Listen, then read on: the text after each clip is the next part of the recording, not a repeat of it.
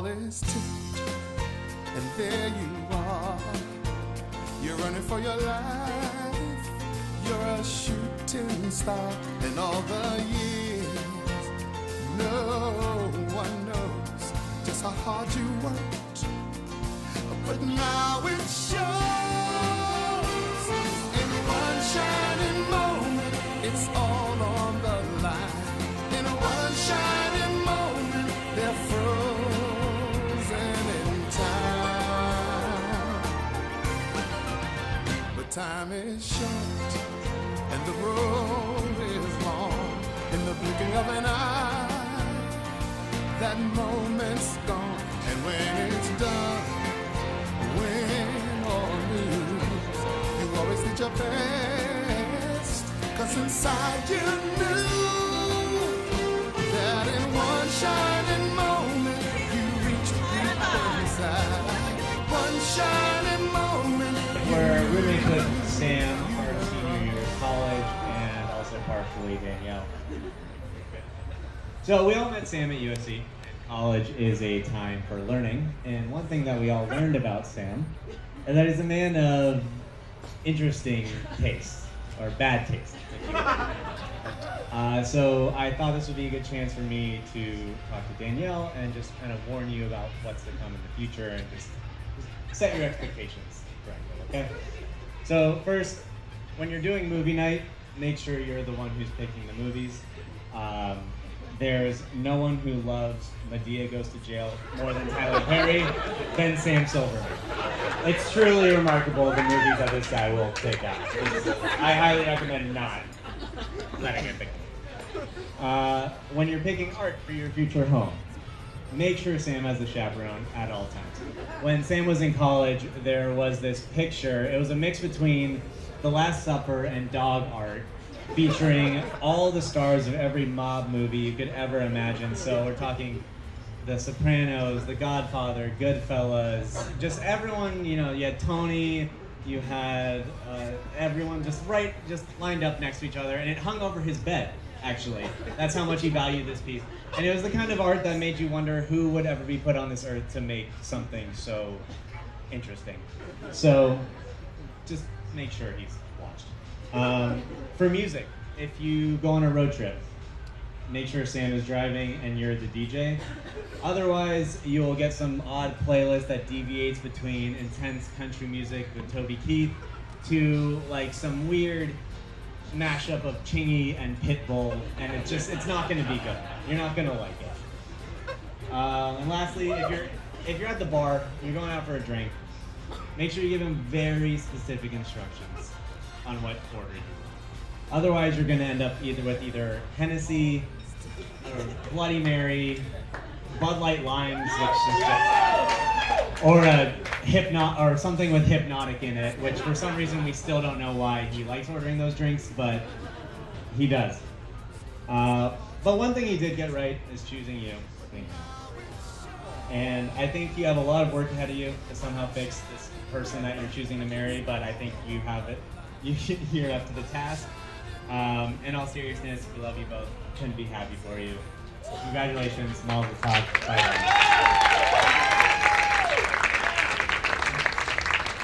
All right. My name is Becca. And I'm Kelsey. And we've prepared a few words for you all this evening. The last time we were up here, the year was 2014. Danielle was tied to a mattress with Sam in between. Their pinning it was, what a wild day. Fast forward 5 years. Now it's their wedding. Hooray. We've grown up a bit since then. Our speeches have too. So enough of these rhymes we've been putting you through. But in all seriousness, we're so happy to be able to stand up here on this amazing day and weekend and celebrate the marriage of our two favorite people and best friends. We've known the two of you for almost 10 years, and what a ride. We're really thankful that USC brought us all together, and we have a huge showing of all of our closest friends tonight. And it's been just so fun to watch your love grow for each other. I mean, even though I haven't met him yet, I know you guys are the best dog parents to Ollie, and we wish he was here tonight. And we just want to say that the bond that you guys have is the kind that every person dreams of having. It really is. I look at you and I'm like, that's what the romantic comedies are about. I mean, that's it. You guys have found it, and that's the dream right there. And it's really nice for us, being two of Danielle's closest friends, to have someone who, it's not just like, oh, that's Danielle's boyfriend, like, there he is. It's like, Sam's one of the ladies. We love it. We love it. We love it. So we're just really excited to have the two of you as a unit, and it's been so amazing to have you guys in our lives for the past 10 years. Yeah, and with that, so we just want to say, raise your glasses. Congratulations, you two. Here's the video.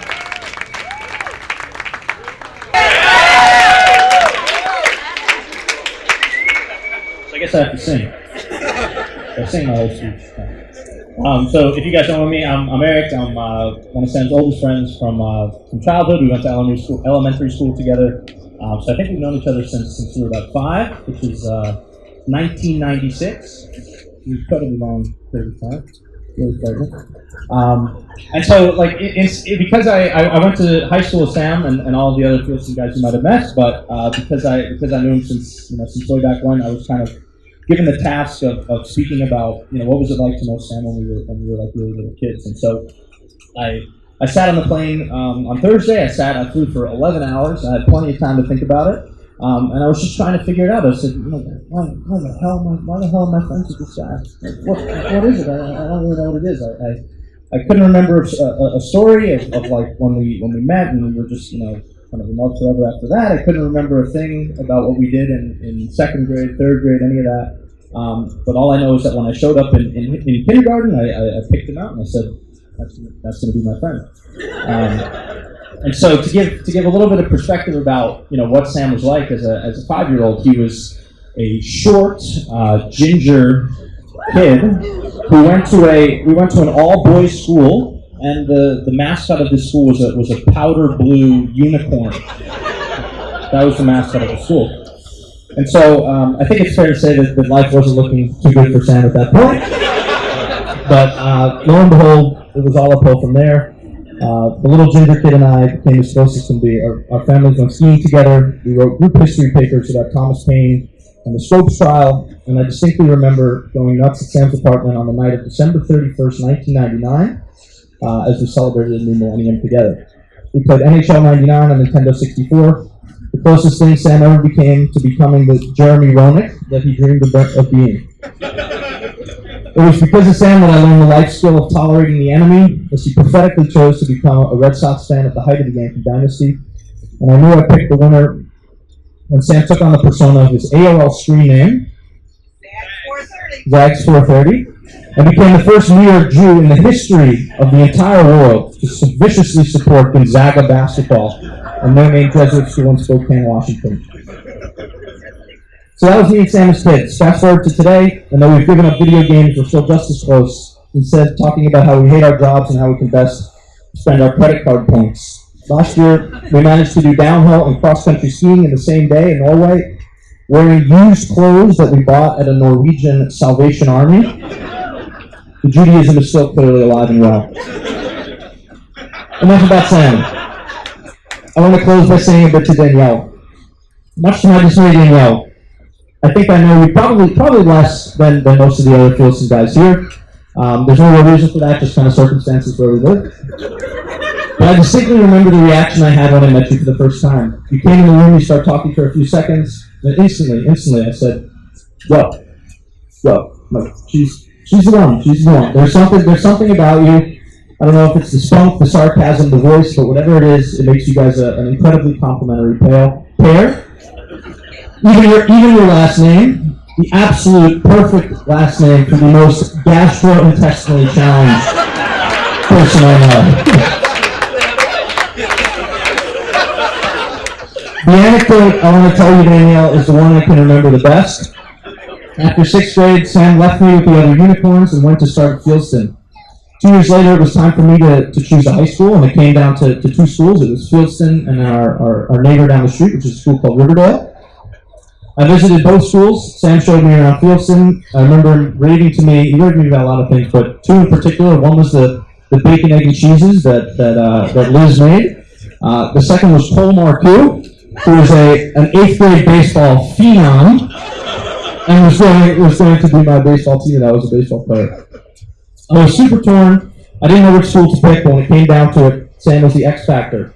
I chose Fieldson because I trusted that Sam would lead me to fun and good times, and he was right. I love Fieldson. I got to meet all the guys that you guys met here, and we still stay in touch today. So that's my lesson to you. Keep following Sam. He'll lead you to happiness wherever you go. Congratulations. Love you guys. Take care of the best.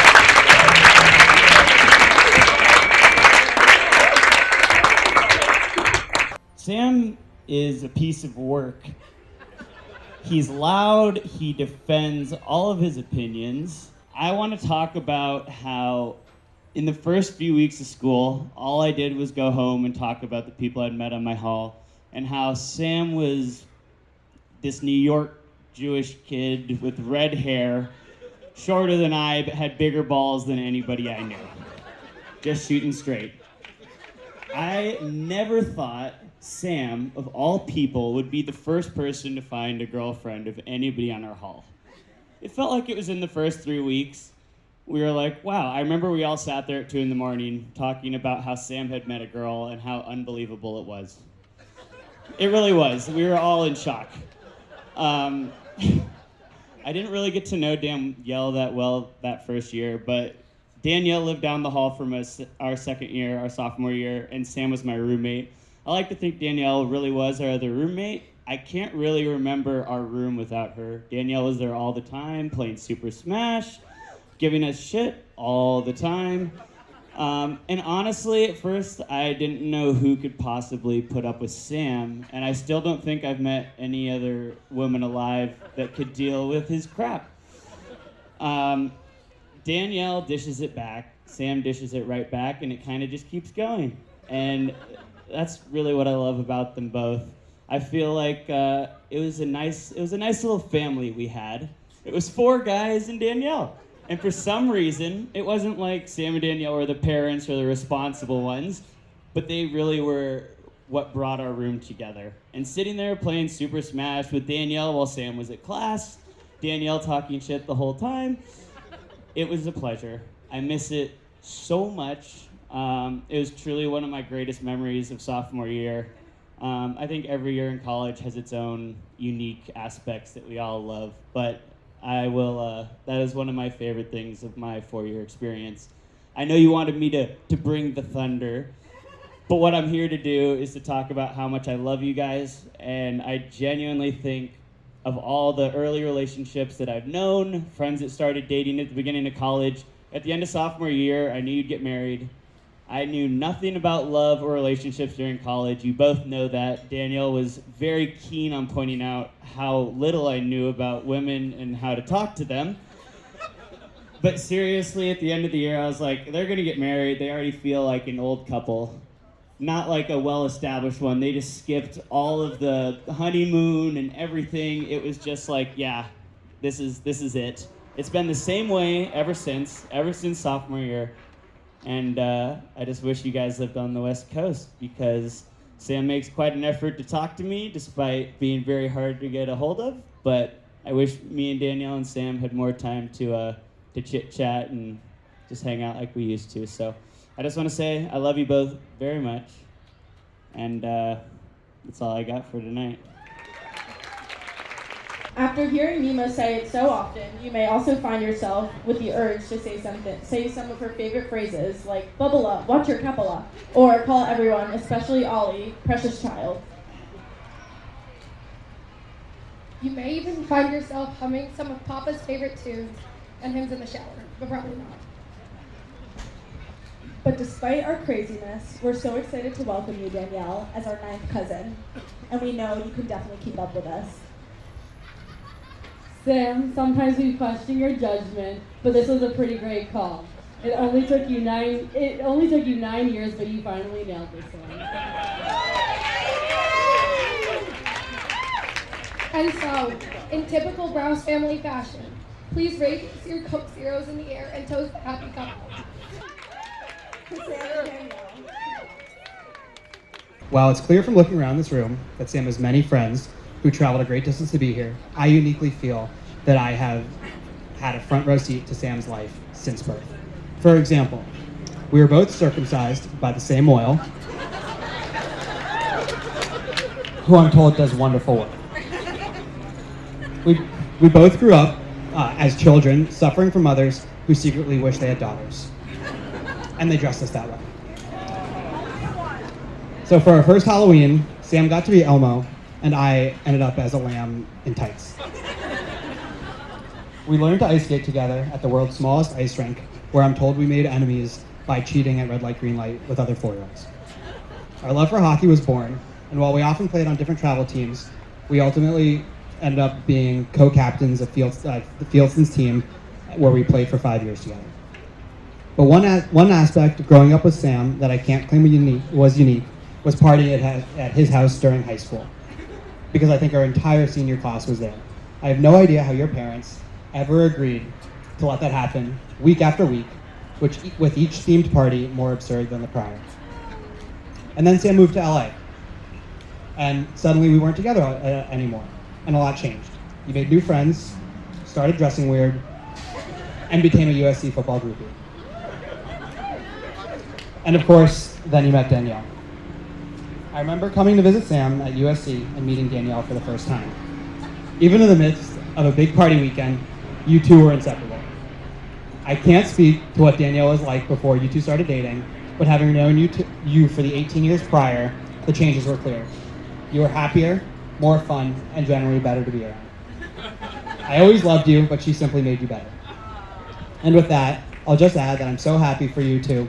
I know that you will continue to bring out the best in each other over what I'm sure will be an incredibly happy marriage. I hope that one day our children also grow up to be so close. Congratulations. While you were doing all the same things as all the other kids, you always seem to display the strong moral compass that defines and makes me love your parents. More recently, when I met Danielle, I was very curious. I had heard from Sue all of the great things, but needed to see for myself. Over these last years, watching the two of them together when he's with you, I can see that you are perfect for one another. So today, Sam is a fully grown man about to make a lifetime commitment, and I can only express 3 desires for his future. First, that he and Danielle give each other the happiness that they both deserve. Second, that someday he has a son as wonderful as he has been. And finally, that his children and my grandchildren can grow up as connected as he and Nathan have been to the beautiful bride.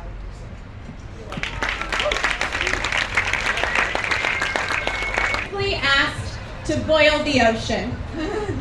When you've known someone since birth, give or take a few years, and this someone is as dynamic, hilarious, devious, determined, bright, and talented as Danielle Rachel Gassman, it's quite an undertaking to summarize your friendship in 2 minutes. To prepare this speech, I did some research and found some old letters I received from Danielle one summer while she was away at Camp Ramah that I thought you might enjoy. They've been edited for brevity and content since it is a family affair this evening. To my love, who I miss. Camp is good. How are things in LA? When I get back, we're so hanging out. Can you possibly send me some water bottles? Preferably Dasani, but sparklets will do. Also, send me whatever you want. Smiley face. Ew, no boys at camp. All right, I miss you and love you. See you soon. Love, Danielle. Second letter. Hey girlie, I miss you so much. I received your third letter today, and I got the Swedish fish on Wednesday. They were so yummy. Everyone wanted them, so I made them split one. And they were so desperate, they started eating the leftovers on the paper. Camp is crazy this year. 7 out of 9 kids in my tent hooked up, including Midagi. Gibberish, in case anyone reads your letters. In the package, can you send me cute stud earrings? I swear my ears are gonna close up. Right now, I'm listening to some John Mayer. He is so good. Someone came into my tent and went into my bag and ate all my nerds and some flaming hot Cheetos. And I found them on my bed. I was so mad. So now, the rest of my food, which is left, is hidden. Haha. I miss you / love you, and we'll see you soon. Love, Danielle. Danielle, I'm pretty sure you had finished camp before I was able to send you the package. So here's what you had requested. Sonny, flaming hot Cheetos, nerds, and Swedish fish.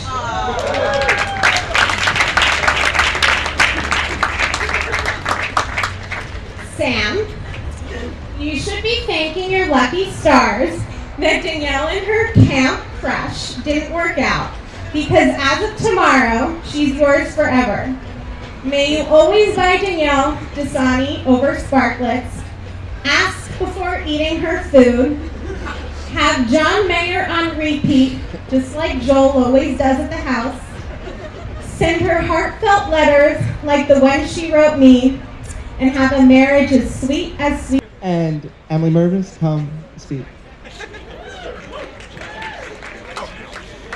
Hi everybody, I'm Emily. I'm the maid of honor, like Jeremy said. I'm Danny's BFF, and I'm the aunt to Sam and Danielle's dog, Ollie. I've known Danny forever, since we were like in preschool, and seriously, I've never seen her as happy as when she met Sam and they started dating. It was very apparent that it was something special, and I just love how happy Sam makes Danny. But I wish you guys a lifetime of happiness, and if you want to take me on your sweet honeymoon, I'm totally down. But anyway, Jeremy wrote a really cool song that we're gonna sing for you. So wait, Adam, one second. For context, so Sam and Danielle did not know that we were gonna do this. So just be polite because they might not be later. It's to Taylor Swift, so sing along if you know. Turn it up. Wait.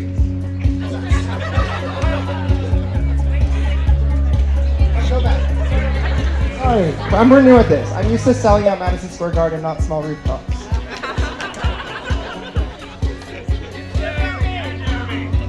They met on the row, it was college freshman year. Tried to go to the 9-0, but they wouldn't let them near. And they never dated anyone since then. They went to a place called Freebirds down the road. Sam gave Danielle a homemade tinfoil rose, and he asked her if he could see her again. She said maybe. He got nervous. She went home and texted her friend Emily Mervis. Without the text, when she picked up to find Sam, but what she's looking for has been here the whole time. If you could see it, Sam, the man, forget it, man. 7 years later, and they're still not happy. Sam belongs with them. He belongs with her. After school, Danielle moves to New York, 'cause Sam was living there, it's also where she works. All their single friends ask, thinking to themselves, how they dated look easy. And when they fight, they can wake up the whole town. Sam yells at Danielle and can really make her frown. She says she's fine, he knows her better than that. So they always make up after the fact. She wears high heels, he wears sneakers. They go to the club so they can take lots of pictures. Dreaming about the day when they wake up to find that they have millions of followers online. And you can see them and Hannah getting married 8 years later, and they're still happy. Sam belongs with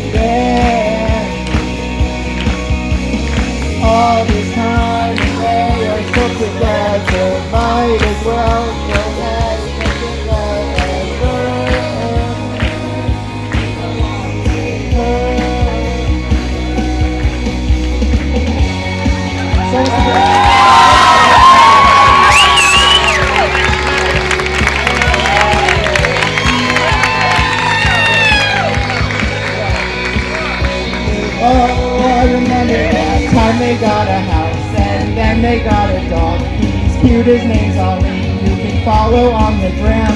They babysit Linda, and they make her lots of eggs. They get drunk in the Hamptons, and are hungover for days. See that Sam and Dan are getting married together for 8 years, and they're still happy. Sam belongs with Dan. All this time, and they are still together. By itself, forever. He belongs with her. Belongs with her.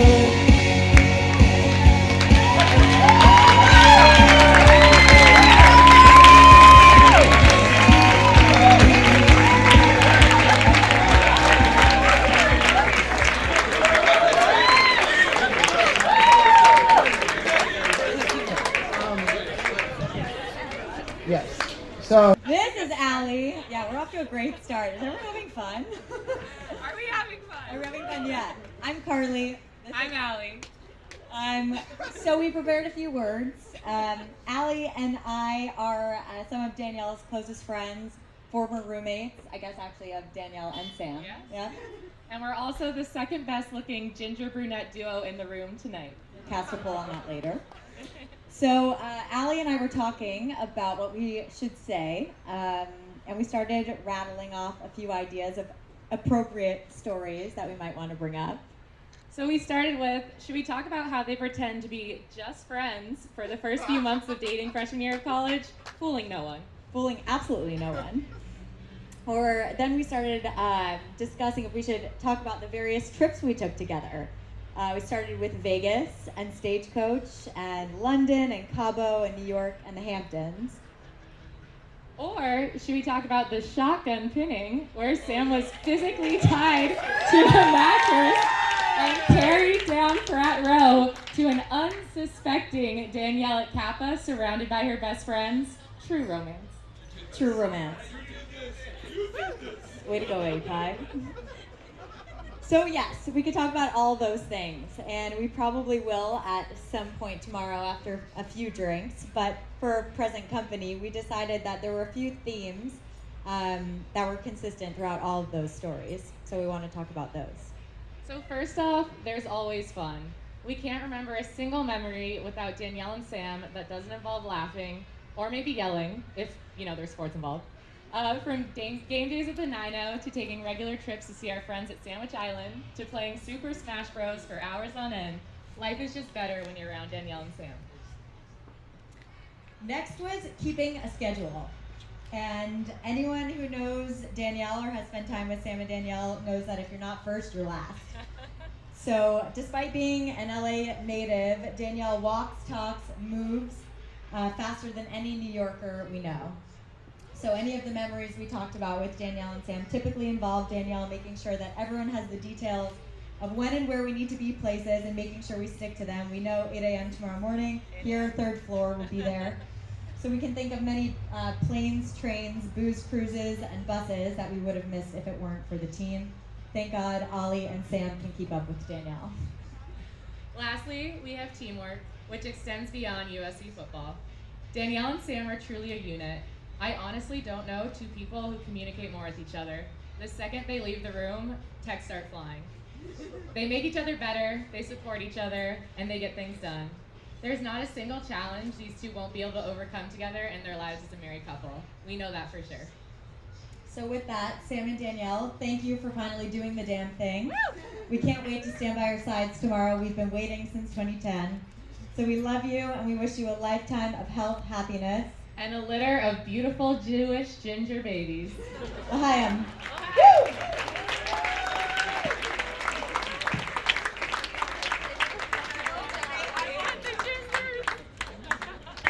Good evening. Good evening. I'm Kevin. And I'm Jamie.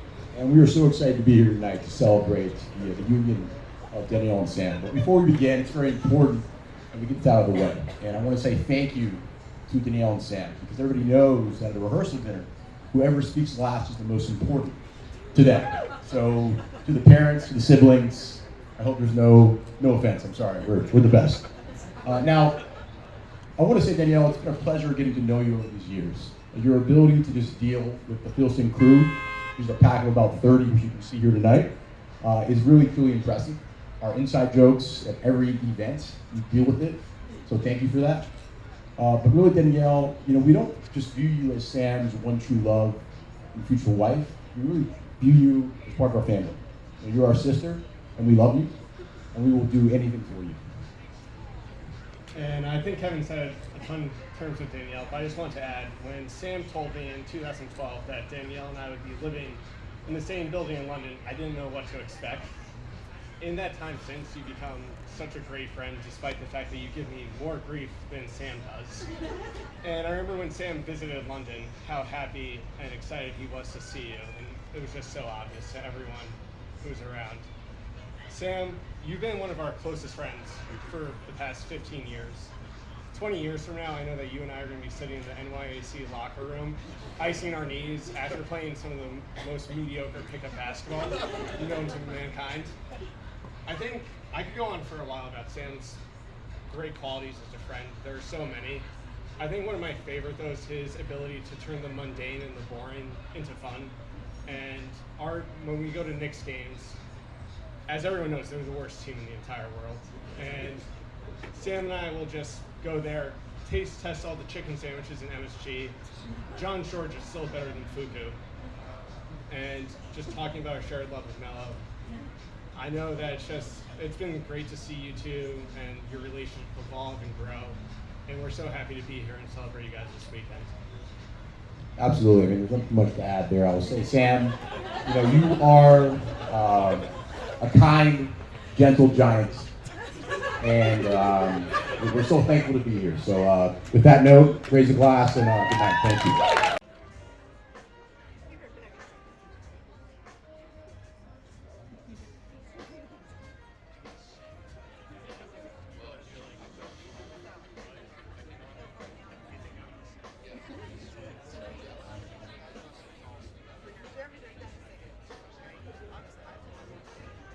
All right, friends, I'm going to ask you to all rise if you can, and, put your arms around the person next to you.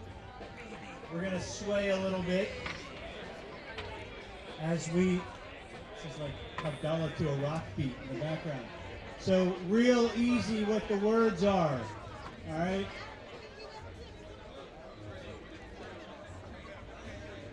The best known words in the Hebrew language. Ready? Nai. That's it. That's all you have to know.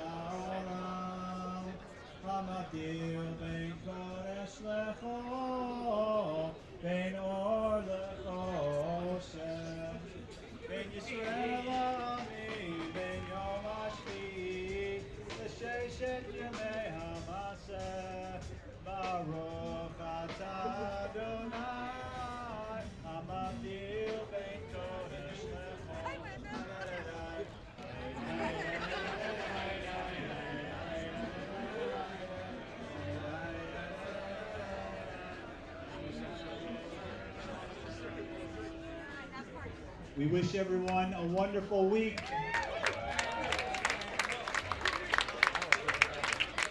And Shavua Tov.